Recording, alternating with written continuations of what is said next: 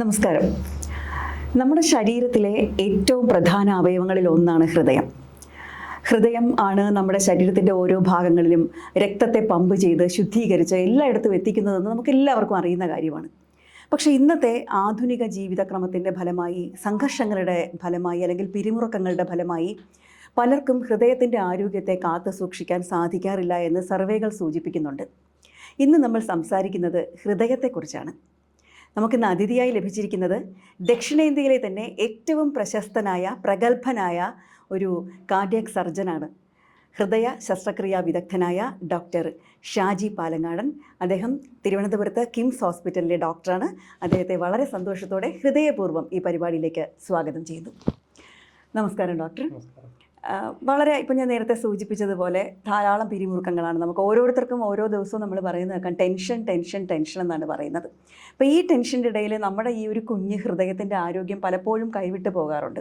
അപ്പോൾ വളരെ ജനറലായിട്ട് ഒരു ചോദ്യത്തിലൂടെ നമുക്ക് ഈ ഇൻ്റർവ്യൂ ആരംഭിക്കാം. എന്താണ് ശരിയായ ഹൃദയാരോഗ്യം?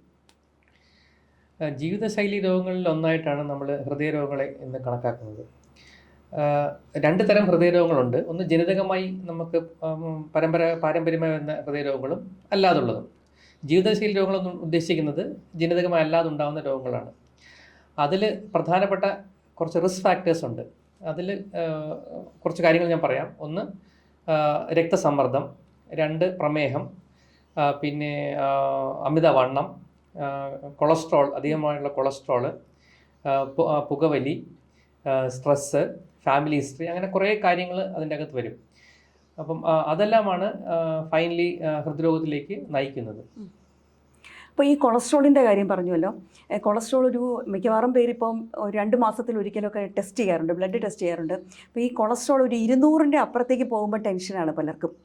മാത്രമല്ല BP, നേരത്തെ ഞാൻ സൂചിപ്പിച്ചതുപോലെ തന്നെ ജീവിതശൈലി രോഗങ്ങളുടെ ഭാഗമായിട്ടാണല്ലോ ഈ കൊളസ്ട്രോൾ, ബ്ലഡ് പ്രഷർ ഇതൊക്കെ വരുന്നത്. അപ്പോൾ നമുക്ക് ഈ കൊളസ്ട്രോളൊക്കെ എങ്ങനെയാണ് നമുക്ക് നിയന്ത്രിച്ച് നിർത്താൻ പറ്റുന്നതെന്ന് പറയാമോ? പ്രധാനപ്പെട്ട നമ്മൾ അറിയേണ്ടതെന്ന് വെച്ചാൽ കൊളസ്ട്രോൾ തന്നെ നല്ല കൊളസ്ട്രോളും ചീത്ത കൊളസ്ട്രോളും ഉണ്ട്. അപ്പോൾ നല്ല കൊളസ്ട്രോൾ കൂട്ടുകയും ചീത്ത കൊളസ്ട്രോൾ കുറയ്ക്കുകയും ചെയ്യുകയാണ് ഹൃദയാരോഗ്യത്തിനായിട്ട് വേണ്ടത്.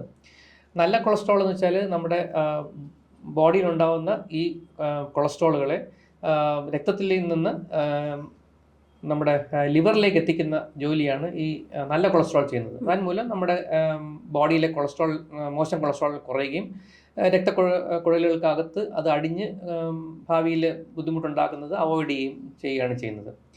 അപ്പോൾ നമുക്ക് കൊളസ്ട്രോൾ കുറയ്ക്കാനായിട്ട് എന്തൊക്കെ ചെയ്യാമെന്ന് വെച്ചാൽ, ഒന്ന് ഭക്ഷണത്തിലുള്ള ക്രമീകരണമാണ്. ഒന്ന് നമുക്ക് പറയാവുന്നത് എണ്ണയുടെ അളവ് കുറയ്ക്കുക, വറുത്തതും പൊരിച്ചതായിട്ടുള്ള ആഹാരങ്ങളെല്ലാം അവോയ്ഡ് ചെയ്യുക, ബേക്കറി ഉൽപ്പന്നങ്ങൾ അവോയ്ഡ് ചെയ്യുക, ജങ്ക് ഫുഡുകൾ അവോയ്ഡ് ചെയ്യുക, അങ്ങനെ പറയുകയും നല്ല ഫുഡുകളായ പിന്നെ പച്ചക്കറികൾ, പഴവർഗ്ഗങ്ങൾ ധാരാളം കഴിക്കുകയും ചെയ്യുക. പ്രോട്ടീൻ അളവ് നിജപ്പെടുത്തുക. അങ്ങനെ ചെയ്തുകൊണ്ട് നമുക്ക് കൊളസ്ട്രോളിൻ്റെ ഡയറ്റ് വഴി നിയന്ത്രിക്കാൻ പറ്റും. രണ്ടാമതായിട്ട് നമുക്ക് പിന്നെ നല്ല കൊളസ്ട്രോളിനെ കൂട്ടാനായിട്ട് ഒരു മാർഗം നമ്മൾ നല്ല വ്യായാമം ചെയ്യുക എന്നുള്ളതാണ്. അപ്പം വ്യായാമം ചെയ്യുന്നത് വഴി നമുക്ക് നല്ല കൊളസ്ട്രോളിനെ കൂട്ടാൻ പറ്റും. അതുപോലെ തന്നെ പുകവലി ശീലമുള്ളവരാണെങ്കിൽ പുകവലി ശീലം ഉപേക്ഷിച്ചാൽ തന്നെ നല്ല കൊളസ്ട്രോൾ ഒരു പരിധിവരെ കൂടിക്കിട്ടുകയും അതുവഴി ഹൃദയാരോഗ്യത്തെ സംരക്ഷിക്കാൻ സാധിക്കുകയും ചെയ്യും. ഈ നല്ല കൊളസ്ട്രോൾ കൂട്ടുന്ന ആഹാരങ്ങൾ ഏതൊക്കെയാണ്? അതാണ് പറഞ്ഞത്. നല്ല കൊളസ്ട്രോൾ കൂട്ടാനായിട്ട് നമുക്ക് 2 വഴികളൊന്ന് പുകവലി ശീലമുള്ളവർ പുകവലി ഫുള്ളായിട്ട് നിർത്തുക, 2 നല്ലതായിട്ടുള്ള വ്യായാമം ചെയ്യുക. ഇത് 2 മാത്രമേ നമുക്ക് നല്ല കൊളസ്ട്രോൾ വേണ്ടി കൂട്ടാനായിട്ട് ആഹാരങ്ങളില്ല. മോശം കൊളസ്ട്രോൾ കുറയ്ക്കാനായിട്ടുള്ള വഴികളെ നമുക്കുള്ളൂ. ഡോക്ടർ, കൊളസ്ട്രോളിൻ്റെ ഏതാണ് നമുക്ക് സുരക്ഷിതമായ ഒരു അളവെന്ന് പറയുന്നത് ഏതാണ്? ടോട്ടൽ കൊളസ്ട്രോൾ നോക്കുമ്പോൾ ടോട്ടൽ കൊളസ്ട്രോൾ അല്ല ഞാൻ പറഞ്ഞതിൻ്റെ അർത്ഥം എന്ന് വെച്ചാൽ, നമ്മൾ മെയിനായിട്ട് ഉദ്ദേശിക്കുന്നത് അതിൽ LDL കൊളസ്ട്രോൾ നമ്മൾ മെയിനായിട്ട് ഫോക്കസ് ചെയ്യുന്നത്. LDL കൊളസ്ട്രോളിൻ്റെ LDL cholesterol level normal നമ്മൾ പറയുന്നത് സാധാരണ ജനങ്ങൾക്ക് 100ൽ താഴെ മെയിൻറ്റെയിൻ ചെയ്യുക എന്നുള്ളതാണ്.